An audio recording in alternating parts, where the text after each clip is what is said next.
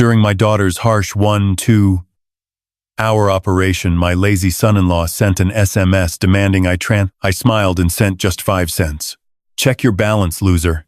He got furious instantly, but that was nothing compared to the revenge I had waiting for the betrayer.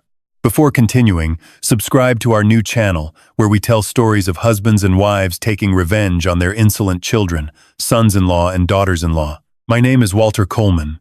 I'm 64 years old, living in Nashville, Tennessee at 2314 Elmwood Drive in a 4-bedroom house I bought when the neighborhood still had elm trees worth the name. 30 years as a CPA will buy you a house like that if you're careful with numbers. I always was. I'm retired now. Mornings mean coffee on the back porch. Afternoons mean my workbench, where I restore vintage pocket watches, old Hamilton Railroaders, Illinois Bun Specials, Waltham models from before the First World War. People think it's a strange hobby for an accountant, but the two have more in common than most realize. A balance sheet and a pocket watch are both about one thing: making sure everything accounts for itself down to the last decimal, down to the last tick. Nothing extra, nothing missing. That's the kind of man I am. My daughter Lindsay is 34. She became a nurse, which told me everything I needed to know about her character. The kind of person who moves toward pain instead of away from it. When she called to say she was getting married, I drove 6 hours to meet the man, Brett Holloway. I want to be fair, because fair is what I know. When I first shook his hand, he was genuinely charming. He had a way of making you feel like the most interesting person in the room. Laughed at my jokes, looked me in the eye when he said he loved my daughter more than anything. I believed him. Lindsay married him 8 months later. I paid for the wedding. $23,400. Catered rehearsal dinner included. The problems started slowly. 6 months in, Brett lost his job. Layoffs, he said. Lindsay backed him completely. I transferred $2,000. Told him to take his time. 2 months became 4. 4 became 8. A year passed, and Brett was working on a startup, which, as far as I could observe from my own kitchen table, meant 10 hours a day on a laptop with online poker and football streams running simultaneously. Lindsay was still doing hospital shifts, still pregnant, still manufacturing excuses for a man who couldn't be bothered to load a dishwasher. When she was 7 months along, they asked to move in temporarily, just until we get back on our feet. That was 3 years ago. Picture a Saturday morning in early May. Nashville warm, that thick green warmth that smells like cut grass. I'm out front mowing, working in straight lines because I can't stand a sloppy edge. I come around the side of the house, and through the living room window I can see Brett on my couch, horizontal. Feet on the armrest I reupholstered 2 years back. Television at a volume suggesting he's the only person who has ever lived in this house or ever will. I kept mowing. There were the loans. Loans, I should say, with quotation marks the size of highway signs. The car repair, $800. Insurance between payments, $1.200.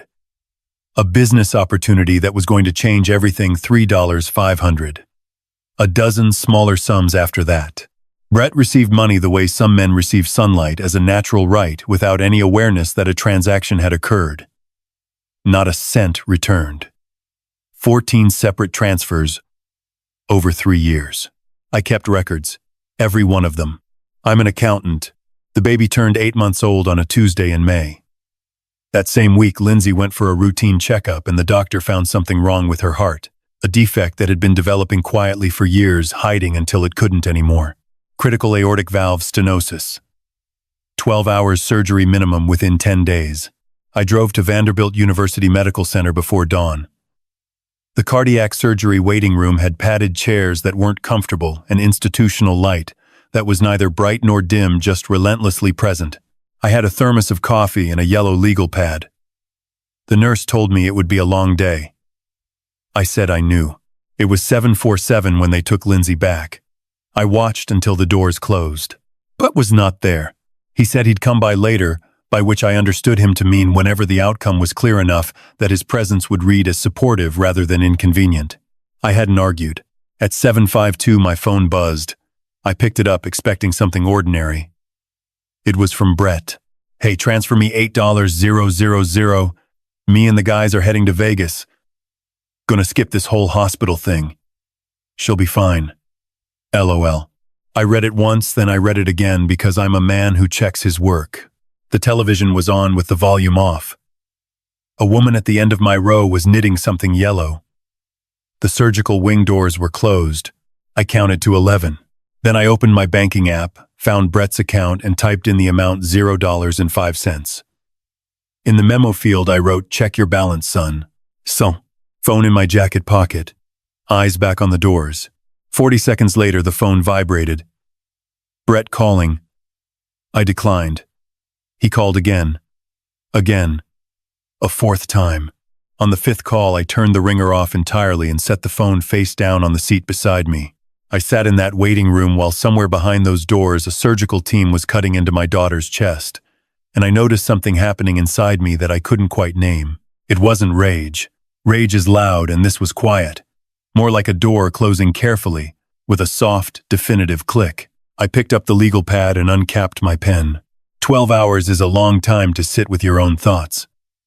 Long enough to go through a thermos of coffee twice, to watch the light through narrow windows shift from morning gray to afternoon gold to flat white evening. Long enough to write 14 pages without once writing anything that wasn't true. I started with a list. Every transfer I'd made to Brett over 3 years. Amounts, stated reasons. I added them in my head before I added them on paper. That's the way I work. The total came to $47,300. I stared at that number for a while. Then I wrote beneath it. What did I sign? Nothing. That was the answer. In 3 years of cohabitation, my house, my name alone on the title, I had signed nothing. No lease, no written terms, no formal acknowledgement of any kind. Brett lived in my house the way a barnacle lives on a ship's hull. By being there without any invitation that could ever be formally revoked. I wrote I trusted the wrong things. Not angry when I wrote it, just accurate. The memories came uninvited. The night Lindsay first brought Brett home for dinner nearly 4 years back. She'd made pot roast ambitious. And it turned out beautifully.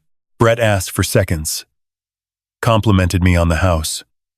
Walked through it with the relaxed ease of a man who becomes comfortable in other people's spaces without much deliberate effort. He noticed a pocket watch I had disassembled on the side table, a 1944 Bulova I was cleaning, and picked up one of the small gears. Precision work, he said, turning it in his fingers. How long does something like this take? Depends on the movement, I told him.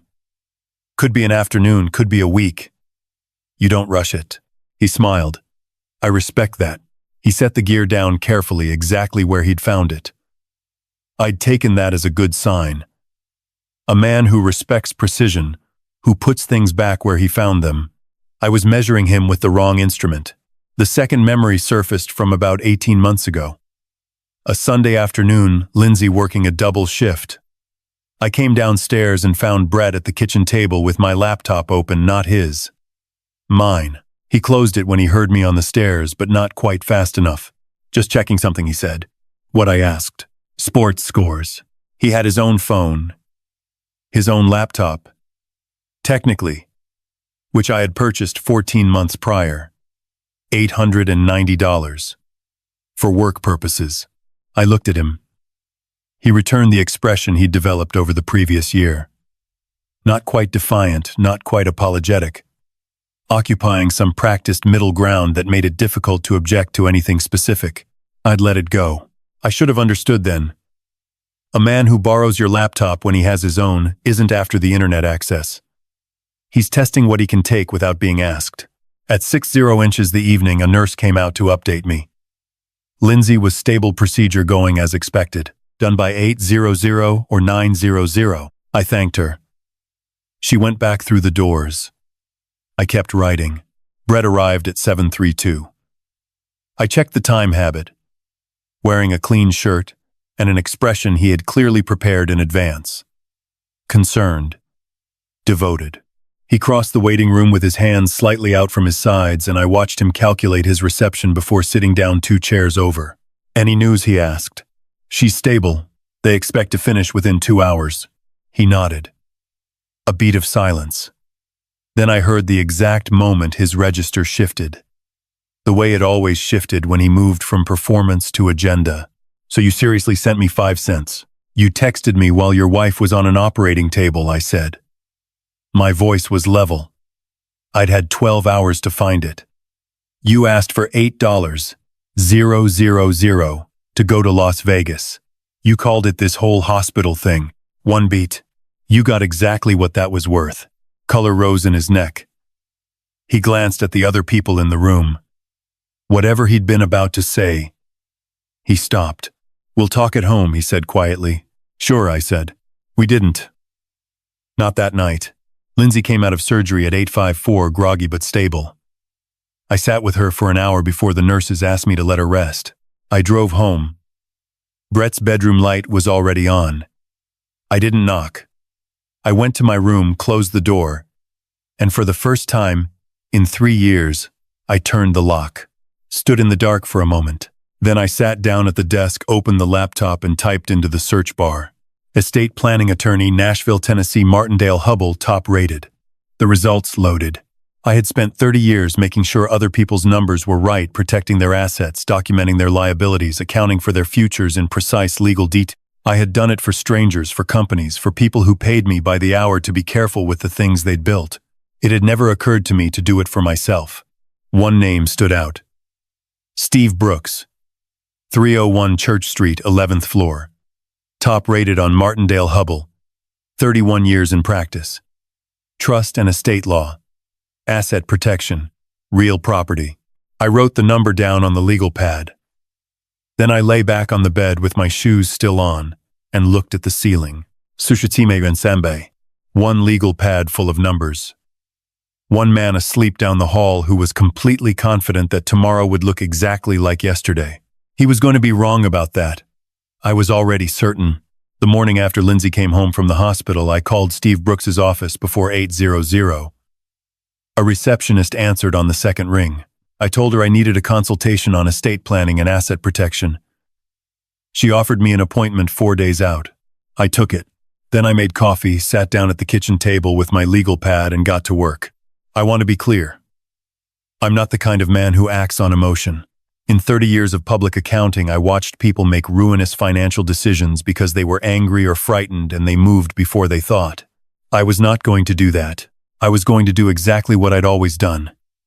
Gather the data. Verify the data. Understand what the data was telling me. And then decide. I started with what I knew for certain. The house at 2314 Elmwood Drive was mine. I bought it in 1998. Paid it off in 2019. My name alone on the title. I knew this, but I wanted to see it in writing. The way I always needed to see numbers on paper before I trusted them fully. I went to the fireproof safe in the closet off the master bedroom, entered the combination, and pulled the property deed. 4 pages. County stamped. Walter B. Coleman. Sole owner. I set it on the table and moved on. Then I pulled the household account files. Lindsay and Brett had a joint account for expenses, utilities, groceries, that kind of thing. And I had been contributing $800 a month to it since they moved in. Just to cover our share, Lindsay had said at the time. I'd agreed without thinking much about it, the way you agree to things within a family, because the alternative is a conversation nobody wants to have. I pulled 3 months of statements and found something that required me to sit quietly for approximately 90 seconds before I trusted myself to continue reading. 3 months ago, a new credit card had appeared on the account. An additional card authorized as a second cardholder. I did not authorize this. Based on the timing and the pattern, I was reasonably certain Lindsay had, possibly without fully understanding what she was signing. The card had been used 41 times in 90 days. Total charges $3,200. I went through every line. Sports betting apps $1,140. Restaurant charges, not the kind of places you take a recovering wife to dinner, but the kind where you go with other men to watch sports on large screens, $680. A charge I recognized as the website for an online poker platform, $490. Fuel, a sporting goods store, 2 charges from a place called Bar and Grill, the remaining $890. I wrote it down. Unauthorized credit card household account, $3,200. I added it to the $47,300. New total, $50,500. I'm an accountant. I don't make arithmetic errors. Around 1040, Brett appeared in the kitchen doorway in a t-shirt, surveyed the open refrigerator with the mild disappointment of a man who has decided that whatever's in it isn't quite good enough, poured the last of the orange juice without replacing the cap, and drifted back toward the living room. I watched him go. That's the walk of a man who has never once considered that the floor he's standing on might not hold. The next task required resources I didn't have at a kitchen table. I needed time-stamped, verifiable documentation of Brett's financial behavior over the past 6 months. His movements, his spending, his patterns. My own bank records were partial. What I needed was a professional with methods I didn't have access to on my own. I pulled up the PI magazine directory online. I had come across it during my research the previous night. Tennessee requires private investigators to be licensed through the state, and a license directory was the right place to start rather than a Google search that might turn up anybody with the website. I found a listing for Dana Perkins, 14 years in practice, licensed in Tennessee, specializing in financial behavior, documentation, and asset location. I called the number. She asked precise questions and gave precise answers, was clear about what she could and couldn't do legally, and didn't oversell. That told me more than a polished pitch would have. She quoted a $1,500 retainer for the initial 6 weeks. I agreed. We arranged to meet the following morning at a coffee shop on West End Avenue. Neutral ground her preference. Lindsay came home 5 days after the surgery, pale and careful. A row of staples along her sternum that she covered with a soft cardigan. I picked her up myself. She fell asleep in the passenger seat before we'd left the medical center parking garage. I kept the radio off. That evening, Brett appeared with flowers, the supermarket-kind rubber bands still around the stems. He set them on the counter, kissed Lindsay on the top of her head with the efficiency of a man checking an item off a list, and announced he was going to watch the game. When he left, I noticed the receipt on the counter. $14.99 for flowers. $38 for a 1-2 pack, same transaction. I found a vase, filled it with water, put the flowers in it. Lindsay watched from the couch and said, "Thank you, Dad." I wasn't sure which part she was thanking me for. 2 days later, I was looking for a pen in the kitchen junk drawer when my hand found a folded piece of paper. I opened it. Quitclaim deed, State of Tennessee. Blank form printed from a legal document website, every field empty. Grantor, grantee, property description. The ink was fresh. In the margin in pencil in Brett's handwriting, "Talk to Walter this weekend." He was planning to ask me to sign over part of my house. I stood at that counter for a long moment. Then I photographed the form carefully, folded it, and put it back exactly where I'd found it. Let him think it was still his secret. I had an appointment with Steve Brooks in 3 days. That timing, I decided, was going to work out just fine. Steve Brooks's office was on the 11th floor of a building on Church Street, where the elevators smelled like recycled air, and the hallway carpet was the particular dark blue that communicates serious business conducted here. The receptionist offered coffee. She brought it in a real cup, not a paper one.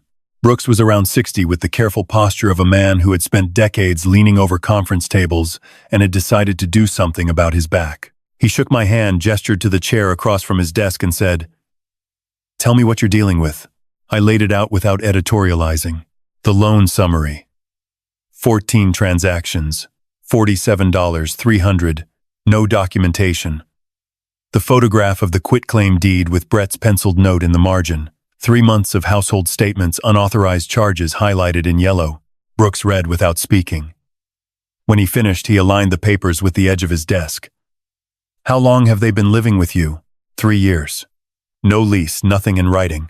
Your name is the only name on the deed." "Yes." He nodded. "In Tennessee, without a written instrument, a deed, a signed contract, your son-in-law has no cognizable property interest in your home. An oral promise to transfer real estate is unenforceable under the statute of frauds. That blank form is nothing. It only becomes dangerous if you sign it." "I won't," I said. "Good. Here's what I recommend." He walked me through it. First, a revocable living trust. The property transfers to a trust entity, the Coleman Family Trust, with me as trustee and beneficiary for my lifetime. I retain complete control, but the house is no longer held in my individual name, which blocks any claim Brett might try to construct through cohabitation or financial contribution. The trust document names the successor beneficiaries explicitly. Brett would not be among them. Second, a revised will with a spendthrift trust provision for Lindsay. Her inheritance would be administered by a trustee I designate, not accessible to a spouse, not reachable by a creditor. If she eventually divorces, the structure simplifies. If she doesn't, the protection stays. Third, a promissory note formalizing the $47,300 debt. Not ironclad without his signature, but combined with my transfer records and any written communications. A workable civil claim. Fee, I asked. $3,800. Trust revised will and promissory note drafted, notarized, filed. I reached into my jacket and set the bills on his desk. He noted it without comment. We shook hands. On the drive home, I felt something I hadn't felt in a while. The specific clarity of a problem that has been properly framed. In accounting, there's a moment when the noise becomes information. This was that moment. I walked in to find Lindsay resting on the couch with the baby monitor beside her and Brett at the kitchen table with his laptop. He looked up when I came in. "Where have you been?" Errands," I said. He nodded. Then, with the timing of a man who had been rehearsing, "Hey, sit down a minute. I wanted to talk to you about something." He leaned forward, forearms on the table, his sincerity posture. "We're family, Lindsay and I. We're not going anywhere. This is our home now, too. It would mean a lot if we had something official here, a real stake." A pause. "I think you understand what I'm saying." I looked at him. The blank form in the junk drawer, his penciled note. He'd waited 2 days after Lindsay came home to find what he considered the right moment. "I do understand," I said.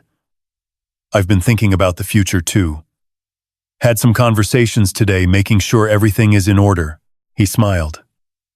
The smile of a man who thinks he's just heard good news. "That's great, Walt. Really good to hear." I said and went to start dinner. He had no idea that the conversations I'd had were designed specifically to make sure his name appeared on exactly the wrong side of every document I was about to sign. In 12 days, this house would belong to the Coleman Family Trust, which had been structured with one clear purpose. Brett Holloway would get nothing from it. Not through marriage, not through pressure, not through a blank form in a kitchen drawer. That evening, my phone showed an email from Dana Perkins. First report attached.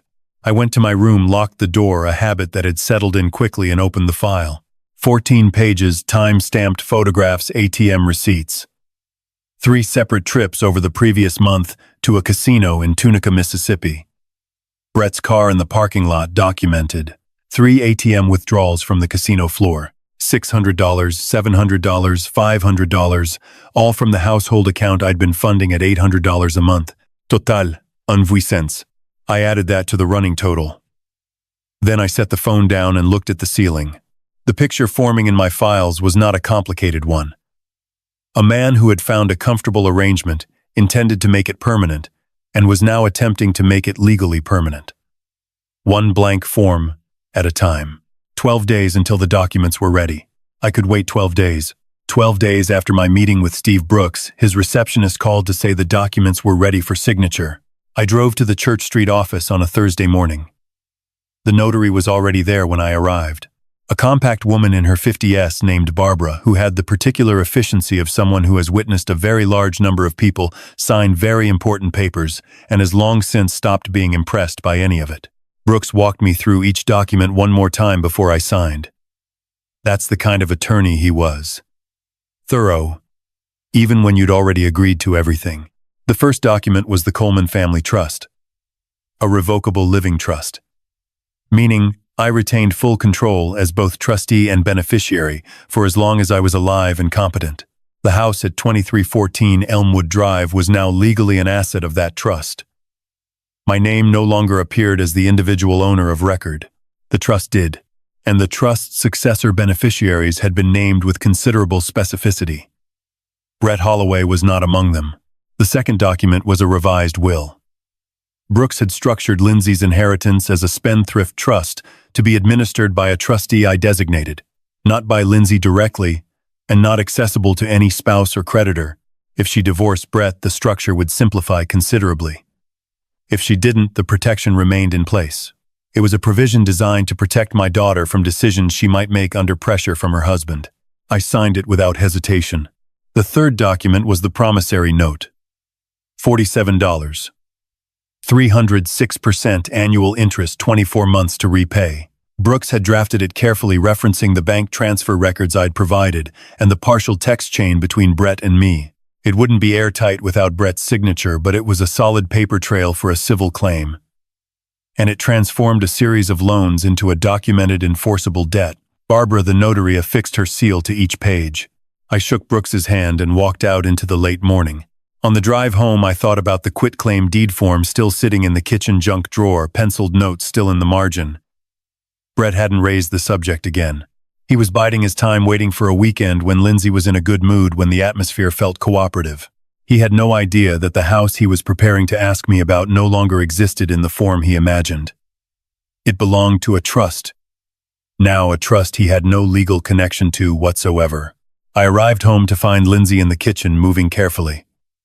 She was still rebuilding her strength after the surgery, working short nursing shifts 3 days a week, coming home tired but increasingly more like herself. There was more color in her face than there had been 2 weeks ago. The surgeon had said 8 weeks for a full recovery. She was going to beat that, I thought.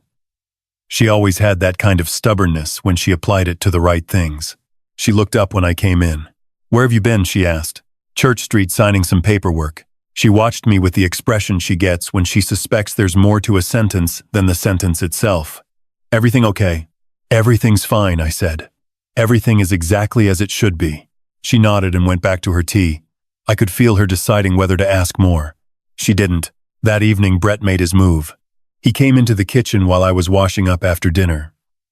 Lindsay, already gone to check on the baby, and leaned against the counter with his practiced, casual posture, hands in pockets, weight on one hip, the body language of a man who's pretending he just wandered in. "Hey, Walt, you get those papers sorted, the lawyer stuff?" "I did," I said. "Good, good. So what did that look like? What did you end up doing?" I turned off the faucet and dried my hands. "I set up a trust for the property," I said. "Updated a few other documents. Standard stuff." Attorney was satisfied. His eyes for a half second before he smoothed his expression back into place. "A trust. So that's good for us, right? For the family?" "It's structured to protect the family's interests," I said, which was entirely true. He nodded the nod of a man who has decided he's heard what he wanted to hear. "Great. Really great, Walt." He pushed off from the counter and wandered back to the living room. I watched him go. He believed the trust was the cooperative gesture he'd been angling for. He thought for the family included him. He would figure out his mistake eventually, but not yet. 3 days later, Dana Perkins sent her second report. 8 pages, clear photographs, precise timestamps. On 2 occasions over the previous 3 weeks, Brett had spent early afternoons at the Hampton Inn on Donaldson Pike. The photographs showed his car in the lot. The check-in records confirmed the dates.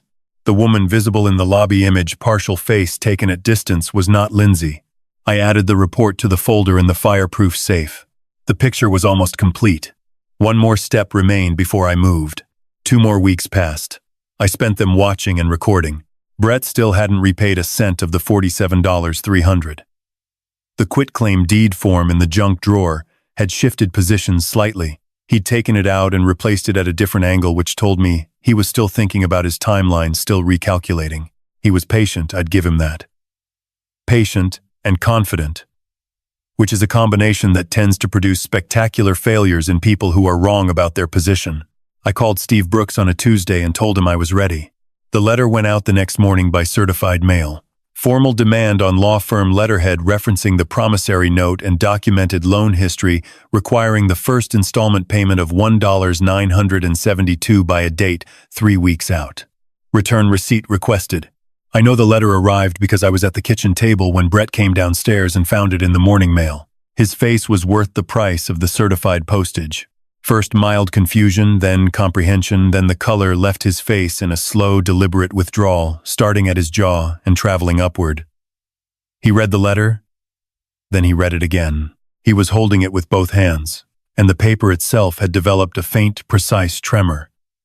Not his hands technically, but the document, which I'm choosing to note as a distinction. When he looked up, I met his eyes over the top of my newspaper.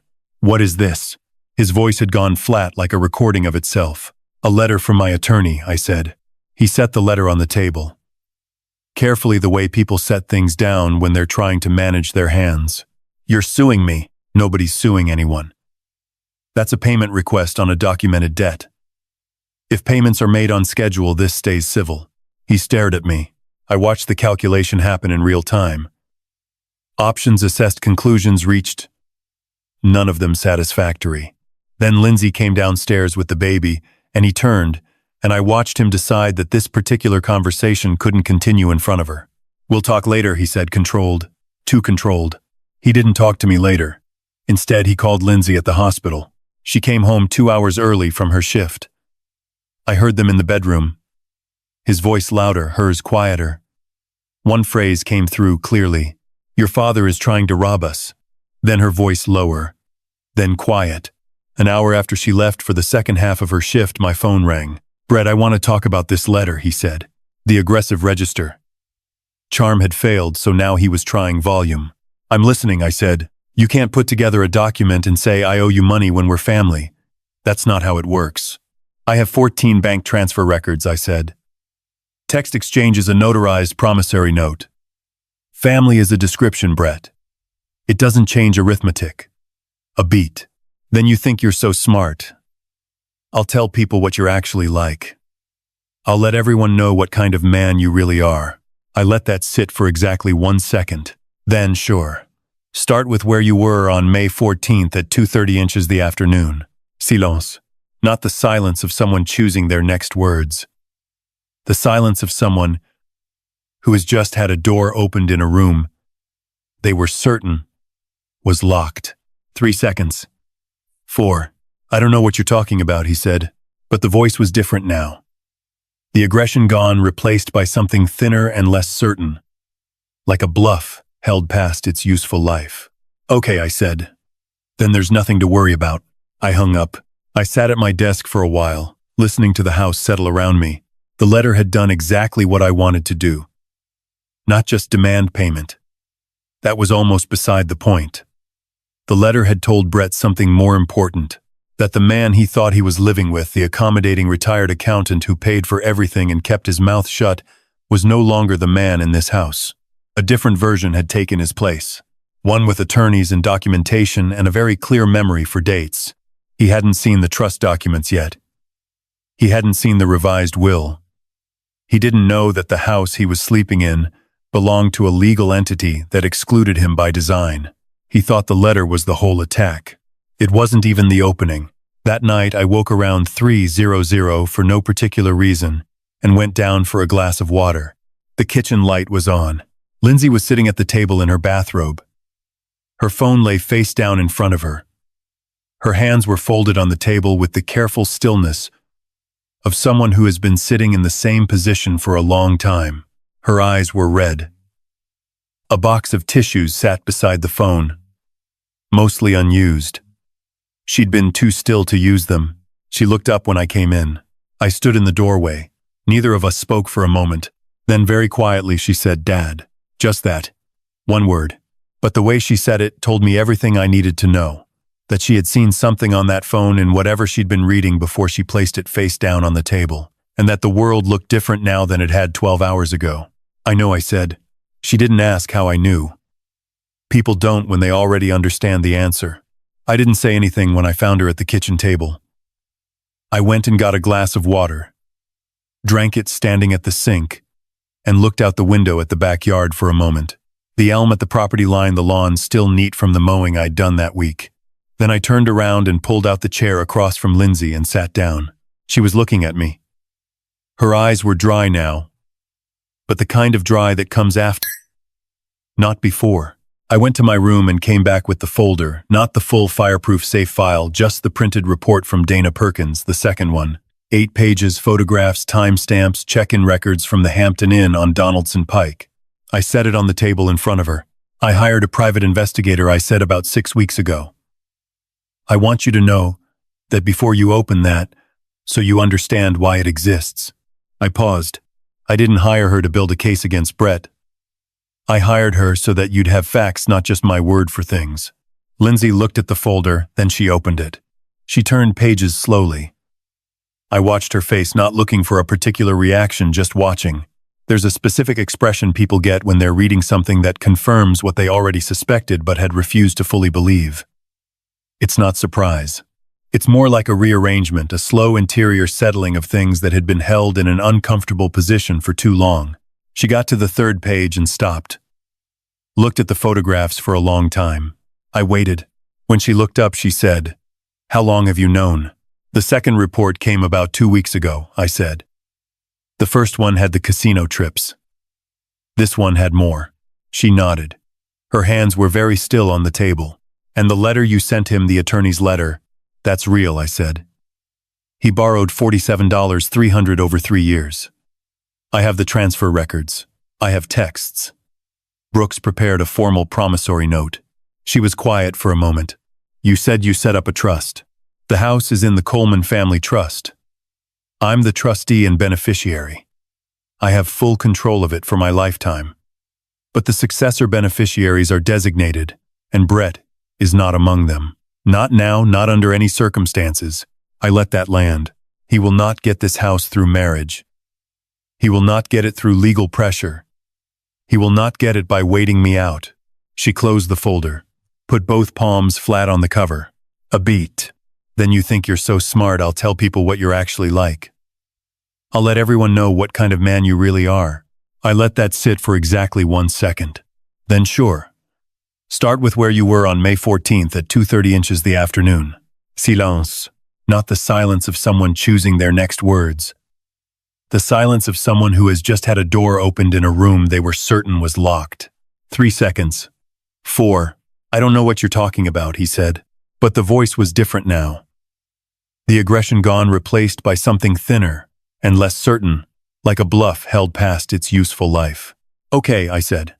"Then there's nothing to worry about."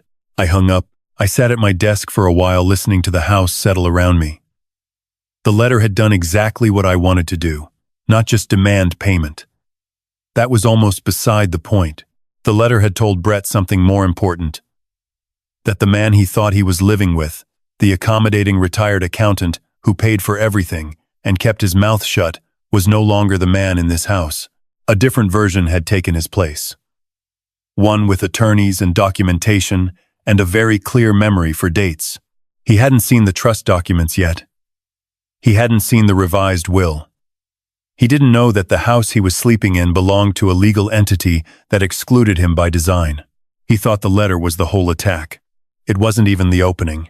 That night I woke around 3:00 for no particular reason and went down for a glass of water. The kitchen light was on. Lindsay was sitting at the table in her bathrobe. Her phone lay face down in front of her. Her hands were folded on the table with the careful stillness of someone who has been sitting in the same position for a long time. Her eyes were red. A box of tissues sat beside the phone, mostly unused. She'd been too still to use them. She looked up when I came in. I stood in the doorway. Neither of us spoke for a moment. Then very quietly she said, "Dad." Just that. One word. But the way she said it told me everything I needed to know. That she had seen something on that phone in whatever she'd been reading before she placed it face down on the table, and that the world looked different now than it had 12 hours ago. "I know," I said. She didn't ask how I knew. People don't when they already understand the answer. I didn't say anything when I found her at the kitchen table. I went and got a glass of water, drank it standing at the sink, and looked out the window at the backyard for a moment. The elm at the property line, the lawn still neat from the mowing I'd done that week. Then I turned around and pulled out the chair across from Lindsay and sat down. She was looking at me. Her eyes were dry now, but the kind of dry that comes after, not before. I went to my room and came back with the folder. Not the full fireproof safe file, just the printed report from Dana Perkins, the second one. 8 pages, photographs, timestamps, check-in records from the Hampton Inn on Donaldson Pike. I set it on the table in front of her. "I hired a private investigator," I said, "about 6 weeks ago. I want you to know that before you open that, so you understand why it exists." I paused. "I didn't hire her to build a case against Brett. I hired her so that you'd have facts, not just my word for things." Lindsay looked at the folder, then she opened it. She turned pages slowly. I watched her face, not looking for a particular reaction, just watching. There's a specific expression people get when they're reading something that confirms what they already suspected but had refused to fully believe. It's not surprise. It's more like a rearrangement, a slow interior settling of things that had been held in an uncomfortable position for too long. She got to the third page and stopped. Looked at the photographs for a long time. I waited. When she looked up, she said, "How long have you known?" "The second report came about 2 weeks ago," I said. "The first one had the casino trips. This one had more." She nodded. Her hands were very still on the table. "And the letter you sent him, the attorney's letter, that's real," I said. "He borrowed $47,300 over 3 years. I have the transfer records. I have texts." Brooks prepared a formal promissory note. She was quiet for a moment. "You said you set up a trust. The house is in the Coleman family trust. I'm the trustee and beneficiary. I have full control of it for my lifetime. But the successor beneficiaries are designated, and Brett is not among them. Not now, not under any circumstances. I let that land. He will not get this house through marriage. He will not get it through legal pressure. He will not get it by waiting me out." She closed the folder, put both palms flat on the cover. "I should have seen this," she said. Not to me specifically, to the kitchen, maybe to the version of herself that had spent 3 years looking away. "You were managing other things," I said. "That's not an excuse." "No," I agreed. "It's not." We sat in the kitchen until the sky outside the window started to lighten. We didn't talk for all of it. Some of it was just sitting, which I think was what she needed. Around 50 inches the morning, she made tea and brought me a cup without asking if I wanted one. That was something she used to do years ago before the marriage changed the rhythms of the house. At 7:30, she went upstairs. By 9:00, she was on the phone. I could hear her voice from the kitchen. Too low to make out words, but the tone was clear. Courtney Spencer, I assumed her friend from the hospital. She was asking for something specific. The kind of asking that has already made a decision and just needs a name. I went out to the workbench in the garage and spent the morning with a 1958 Elgin pocket watch I'd been restoring in pieces over the past 2 weeks. A railroad-grade movement, 17 jewels, the kind of thing that was built to last a century and just needed someone willing to put the time in. I found that kind of work useful when I needed to let my mind settle. You can't rush a watch movement. Each part depends on every other part. You work in sequence, and you trust the process. Brett came downstairs at 10:30. I heard the kitchen, the refrigerator, the television. After a few minutes, I heard him move to the hallway and then the kitchen again. And then what sounded like him standing in the middle of the house trying to read the atmosphere. Something had changed. He could feel it even if he didn't know what it was yet. That afternoon, while Lindsay was resting and I was back at my desk, I heard Brett's voice from his side of the upstairs hall. Low, urgent. He was on his phone. I caught a few fragments. "Need to know what this all means. Documents, I don't know. Legal stuff. Yeah, take a picture." About 20 minutes later, I walked past the study and noticed my desk. I keep the top organized. Active files on the left, reference material on the right, the legal pad in the center. The stack on the left, the folder, with the trust summary. The revised will overview Brooks had given me had been shifted slightly. A few degrees off from where I leave things. I stood in the doorway for a moment. Then I went to my desk, straightened the stack, and sat down. He'd photographed the documents, which meant he now knew or suspected what the Coleman family trust was, which meant the next move was coming. I picked up the phone and called Steve Brooks. "They've seen the trust documents," I said, "or a photo of them." "How much detail?" Brooks asked. "Summary pages enough to know what it is." Brief pause.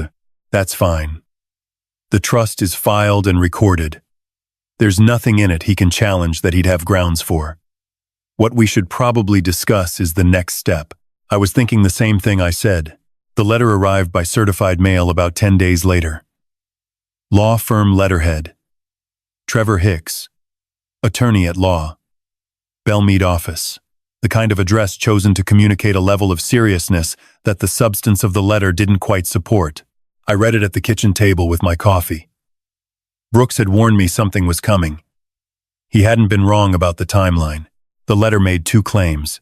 First, that Brett Holloway had legally cognizable interest in the property at 2314 Elmwood Drive based on oral agreements and reasonable expectations established over a period of cohabitation. Second, that Brett was owed reimbursement for improvements to the property totaling $22,000, itemized in an attachment.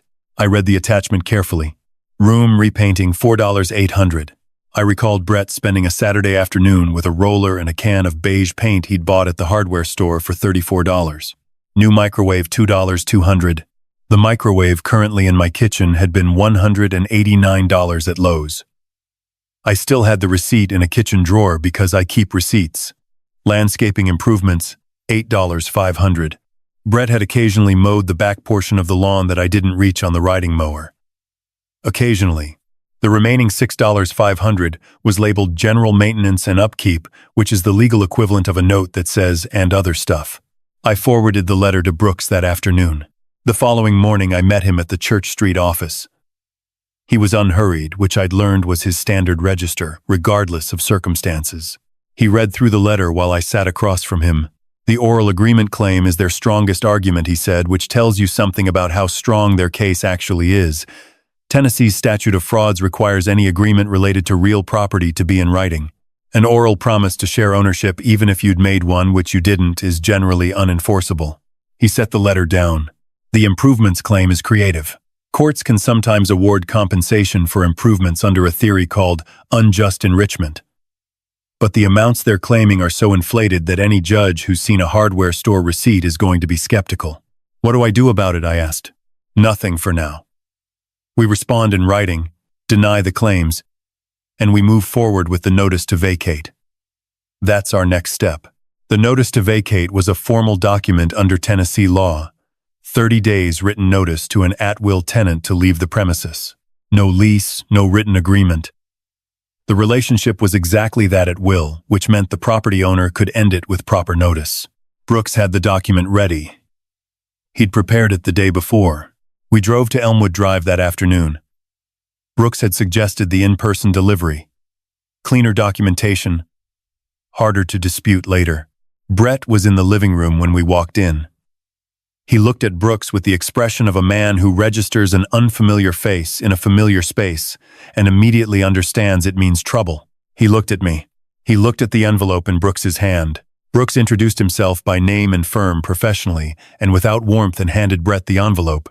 Notice to vacate, he said, 30 days from today. Brett took the envelope, opened it, read it, standing in my living room. What happened next took about 4 seconds.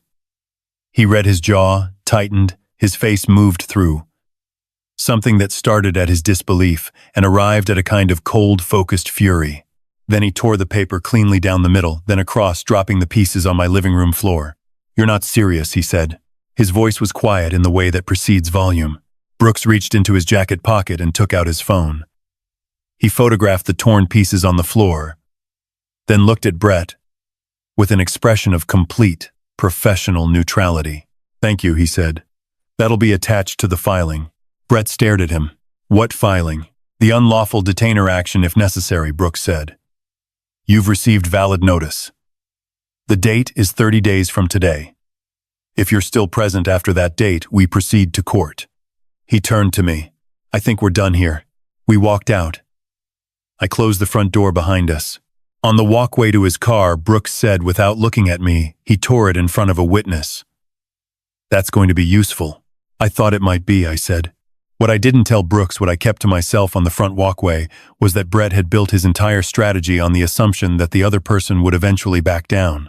That discomfort would outweigh any potential gain, and that accommodation would continue indefinitely, because that's what it had always done. He had never encountered someone who had decided quietly and completely that the answer was simply no. He was encountering it now. That evening, Lindsay knocked on my study door and came in. She sat in the chair across from my desk, the reading chair I keep by the window, and folded her hands in her lap. I made an appointment, she said, a family law attorney. Courtney gave me a name. I waited. I'm not going to fight you, she said, about the house, the trust, any of it. I looked it up. I understand what you did. And why? She paused. I'm going to do this on my own terms. I know, I said. She looked at me for a moment with an expression I recognized, the same one she used to give me when she was a teenager and had made a decision she knew I'd approve of, but wasn't going to ask permission for. The expression of someone who has stopped asking for confirmation and started acting. Okay, she said, and got up and left. I turned back to my desk. The folder with the torn notice photographs Brooks had emailed me was open on the screen. I printed it and added it to the file. 30 days. The clock was running. The 30 days between the notice to vacate and the deadline were in their own way the most instructive month I'd spent in that house. Brett did not leave. I hadn't expected him to. Men like Brett don't leave when they're told to leave. They recalculate. They tell themselves the other side will blink first because the other side has always blinked first. He continued living at 2314 Elmwood Drive, the same way he'd always lived there, with the unhurried confidence of a man who believes the rules apply to everyone except himself. He made himself breakfast in my kitchen, watched football on my television, used my internet connection to run whatever online poker tournament he had entered that week. Nothing outwardly changed. What changed was everything else. I had become a different kind of observer. In the 3 years before the surgery, I had watched Brett's behavior with the low-grade frustration of a man who has decided that keeping the peace is worth the cost. I was done with that calculation. Now I watched the same behaviors with the focused attention of someone building a record. Not emotionally, not angrily, just accurately. The way I had always built records. He stopped contributing to the utility bills, not that he'd contributed much, but the small amount he'd occasionally put toward the household account dropped to zero. I documented it. Dates, amounts, notes. I kept a log in the same yellow legal pad I'd started in the surgical waiting room, which felt appropriate. I photographed the recycling bin full of beer cans 3 days before pickup. I noted the Saturday afternoon when he had 4 friends over to use my back porch and my gas grill without asking. And I took photographs from the upstairs window with a timestamp clearly visible on my phone. Not because I was angry, because documentation is how accountants fight. Lindsay had moved her sleeping arrangements to the guest room the week after our kitchen conversation. She and Brett were still in the same house, which was awkward for everyone, but she moved through it with a quiet steadiness I recognized from when she was young, the particular composure of a person who has made a decision and is waiting for the machinery of it to finish running. About 2 weeks into the 30 days, her attorney, a family law specialist named Rebecca Cole that Courtney Spencer had recommended, filed the divorce petition. The grounds included documented infidelity. Dana Perkins' report, the one with the Hampton Inn photographs, went into Lindsay's attorney's case file. I hadn't provided it directly. Lindsay had requested a copy from Dana herself, which she was entitled to do since she'd been the subject of the investigation in a meaningful sense. That had been Lindsay's call, not mine. The first payment due under the promissory note came and went without any transfer from Brett. I had expected this. Brooks had expected this. We noted the default formally and added it to the record. 4 days after the payment deadline passed, Brett knocked on my study door in the early evening. I was at the desk working on the Elgin pocket watch. I'd been assembling the mainspring, a delicate operation that requires patience and steady hands. I set the tweezers down carefully and said, "Come in." He stood in the doorway with his arms folded and the expression of a man who has been rehearsing something. "I want to talk." "All right," I said. He came in, didn't sit, positioned himself in the middle of the room with the particular body language of someone who wants to appear relaxed but is doing the opposite. "Look," he said, "this has gone far enough. I'm willing to drop the whole thing, the lawsuit, the attorney letters, all of it if you're willing to drop yours." I looked at him. "That's not how the promissory note works," I said. "The debt exists regardless of whether we like each other. I'm talking about being reasonable. I'm always reasonable. I'm an accountant." He shifted his weight. "Listen, I'll leave. Okay, I'll pack up and go. No court, no eviction, no drama. You get what you want." A pause calculated. "But you write off what I supposedly owe you." Clean slate. I regarded him over the top of my glasses for a moment. He was watching me with the expression of a man who believes he's just offered something valuable. "You know," I said, "this reminds me of something. Back in May, you sent me a message asking for $8,000 while your wife was in surgery. And you know what I sent back?" He went very still. 5 cents, I said. Which was exactly what that request was worth. I paused. "What do you think your offer tonight is worth?" He stared at me. Something moved in his face. Anger first, and then something colder underneath it. "See you in court," I said, and turned back to the watch. He left without responding. The front door didn't slam, which surprised me. Maybe he was saving his energy. The hearing was 2 days away. Davidson County General Sessions Court occupies a building on 2nd Avenue North that smells like paper and central air conditioning, and the particular institutional patience of a place where disputes get resolved, whether people want them. 2 or not.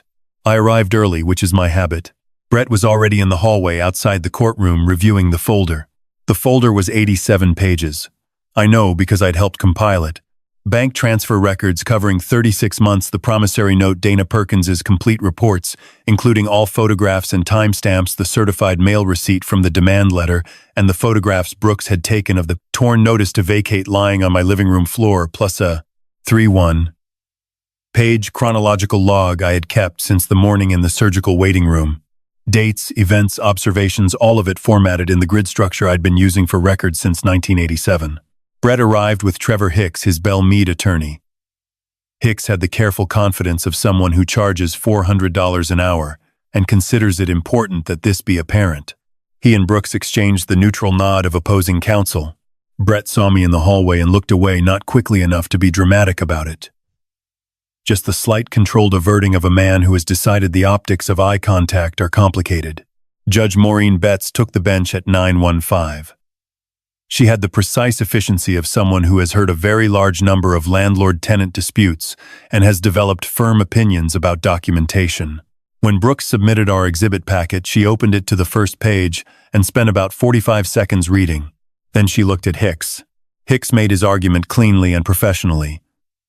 Oral agreements, establishing cohabitation rights, reasonable expectations over a 3-year period, improvements to the property, unjust enrichment. He cited relevant case law. He was good at his job. Brooks responded with Tennessee Code annotated sections 66-28. Any agreement related to an interest in real property is unenforceable unless it is in writing. He cited the same case law, and then he cited 2 more. He set the photograph of the torn notice to vacate on the clerk's table without comment. Then he submitted the itemized list of claimed improvements. The $200 microwave, alongside the actual receipts I had kept from the hardware store and the appliance store. The real numbers were $189 and $34 respectively. Judge Betts looked at the receipts, then at Hicks's itemization. A small but unmistakable expression crossed her face. The expression of a judge who considers something an insult to her intelligence. The hearing took 40 minutes. The property interest claims were dismissed. No written agreement, statute of frauds, no cognizable claim. The improvements claim was dismissed. The actual receipts demonstrated substantial inflation. Insufficient evidence. For unjust enrichment. The eviction was granted. Brett Holloway was required to vacate 2314 Elmwood Drive no later than 1 week from that day. On the promissory note, the documented debt of $47,300 plus accrued interest of $1,420 was confirmed as an enforceable obligation. 30 days to arrange payment or face collection proceedings. Hicks gathered his papers with the focused efficiency of a man who wants to finish this task and never think about it again. He and Brett exchanged a brief, low conversation near the door. Brett's face during that conversation was the most interesting thing in the room.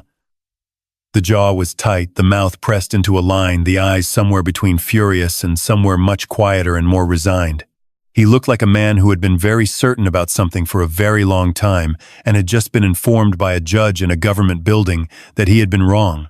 Brett walked out of the courtroom without looking at me. Hicks followed. Brooks and I stood in the corridor. 40 minutes, Brooks said.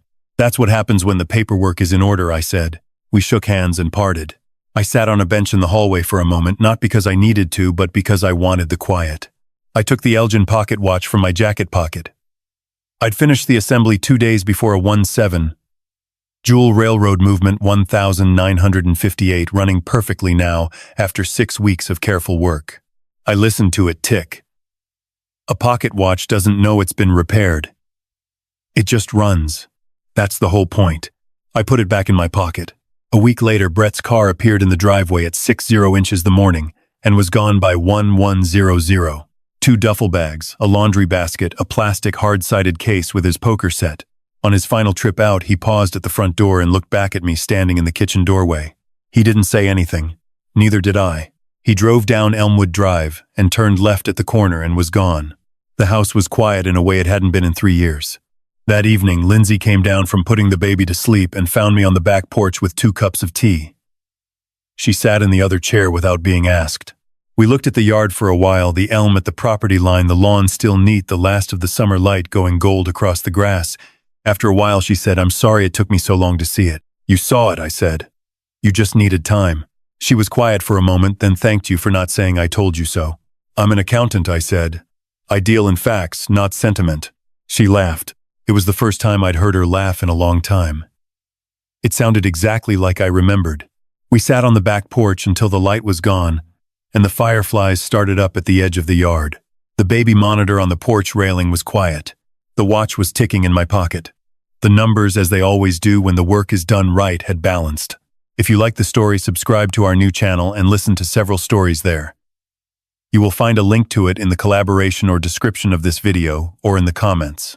Subscribe so you don't lose us, because this channel will soon cease to exist.